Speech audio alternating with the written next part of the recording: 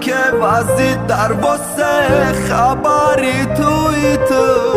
رسید با گوشای ما یک دیلم مای کرمون خونم یخ گشت در بدن خود با خود میگفتم که جوشید و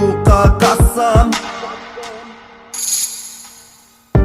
پروینای بلازم امروز خونای بخروان یادت نرار که تو داو خونه مهمان قدم تا دانستمون تنهای خشتو من نشی حرمت کن تو شب هر تا قدری عشق شد بدون